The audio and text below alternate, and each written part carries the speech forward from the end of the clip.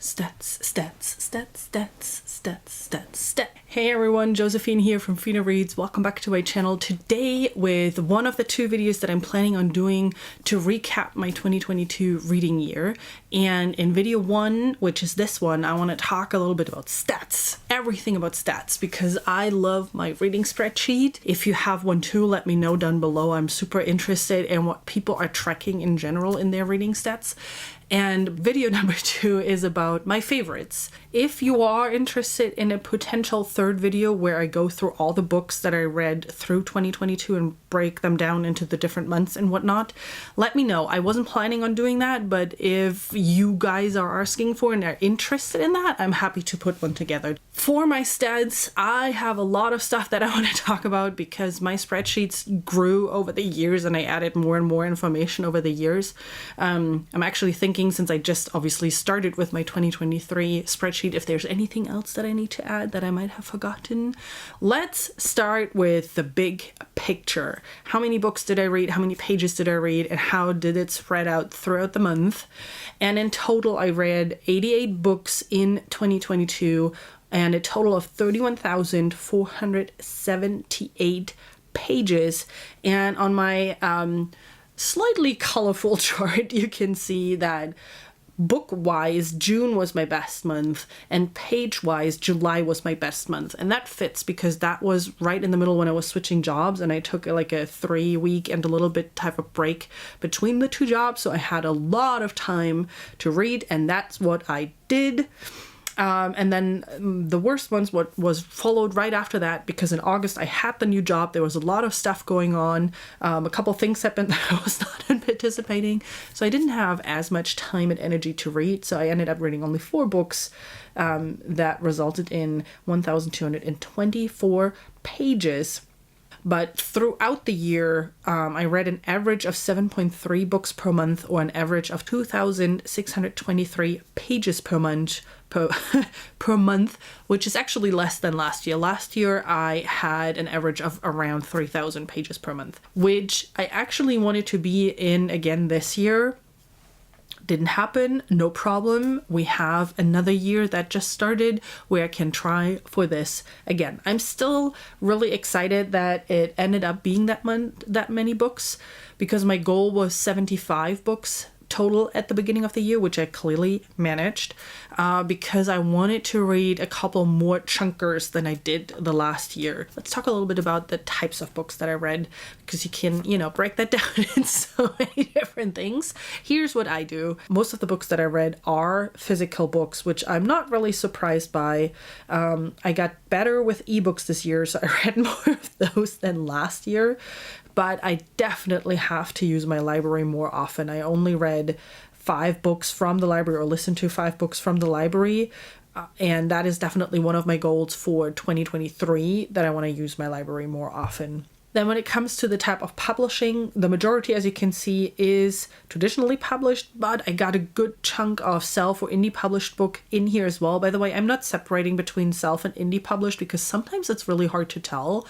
And for me, it kind of falls into the same category. And when it comes to the size of the book, obviously I've read novels mostly, which also I'm not really surprised at. And then a couple of novellas and short stories.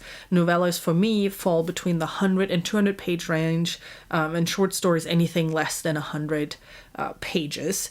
And if we now go actually into detail, because I broke that down too from the page range or book size in general, we see the majority of books I read by far, again, fell into the 300 to 400 page size category. But what I'm excited about, last year, I had then more books under 300 pages that I read versus books over 400 pages that I read. That turned around this year. So I definitely read more chunkers. And the 3 chunkiest books that I read are 2 of the Green Rider books, which is Firebrand and Winterlight, books 6 and 7 in the series. And then I also read Curse of the Mistwrath by Jenny Wirtz, which is also more than 800 pages.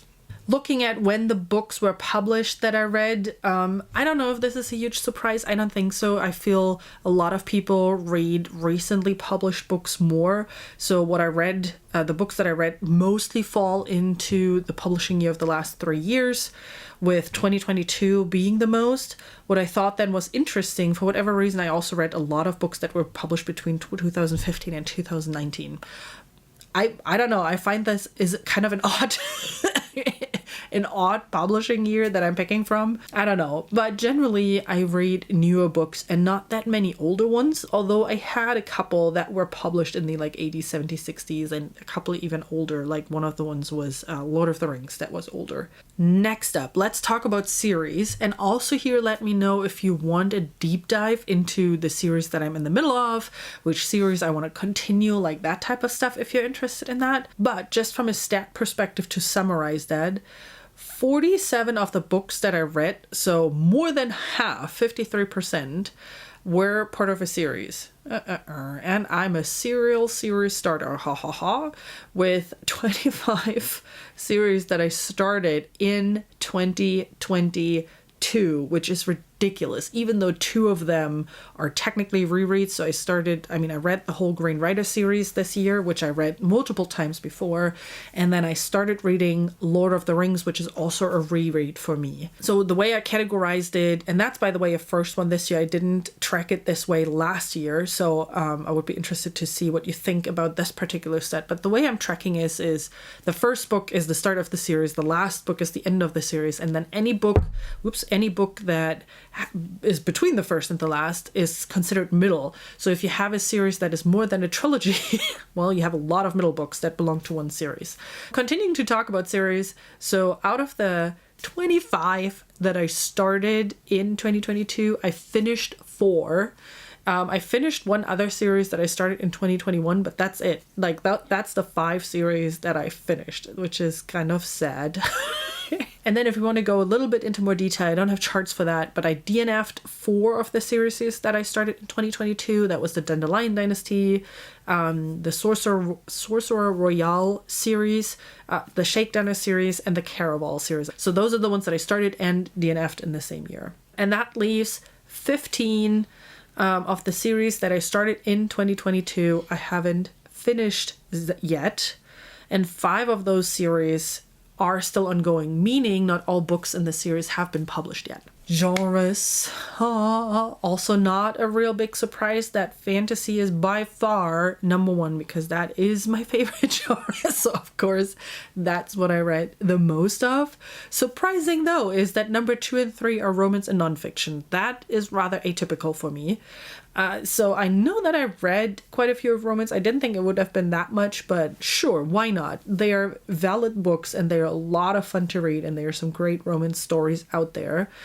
With nonfiction, I was surprised, but then on the other hand, I wasn't, because I did a lot of reading across the shelf episodes, and especially the one about mental health really interested me, and I read a lot of mental health related nonfiction books this year. It kind of works. I would have thought I would have read more sci-fi by far, and if I would have counted the space fic books, like the first 10 to 20% out of the 29 books that I read, if I would have counted that maybe as 1 or 2 books, obviously it would have ended up further up that chain, but I didn't, because I didn't technically read the entire book. By the way, on a side note, out of those 88 books that I read, 4 were DNFs. I'm still counting them because I read a certain amount of the pages out there. The only chart where I'm not counting them is the book size chart. There I took the DNFs out. One of the things that I love to look at is where an author is coming from and how diverse my reading is, because I want to read more diverse, which is not always easy. And I have to say, even though I made quite the effort this year, I am not a huge fan of some of the results that I have.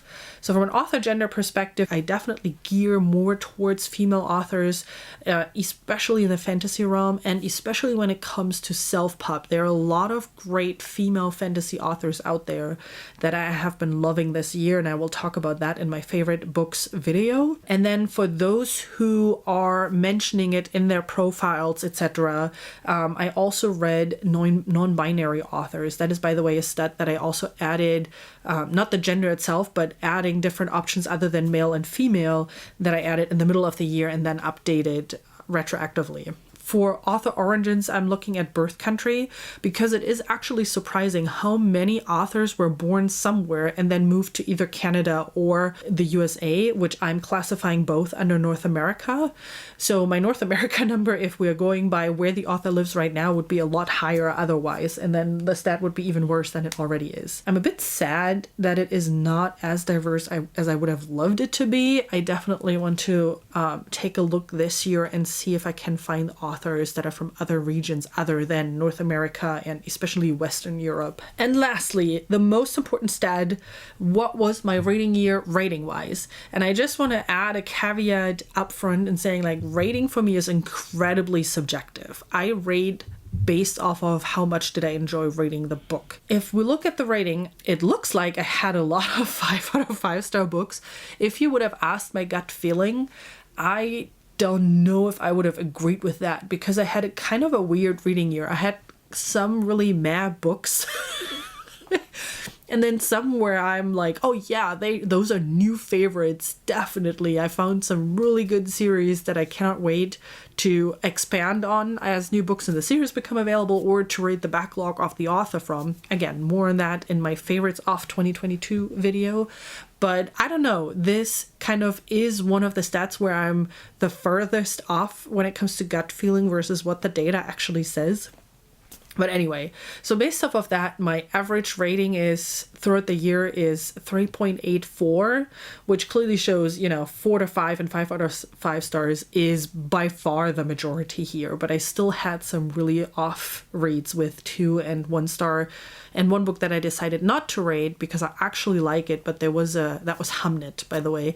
There was a scene in there that just hit way too close to home, which is why I DNF'd it. But the book actually is good, but then I only read half of it. So I decided just not to rate it. That's it. That's my rating year in numbers.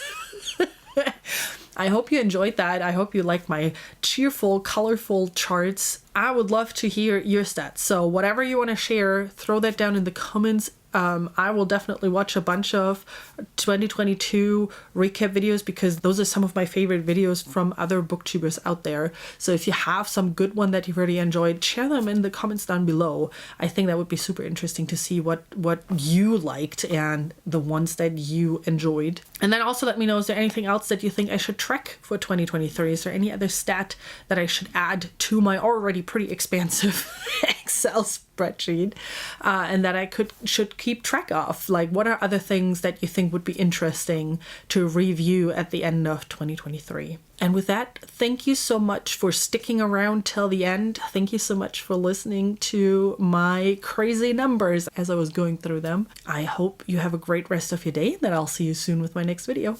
Bye!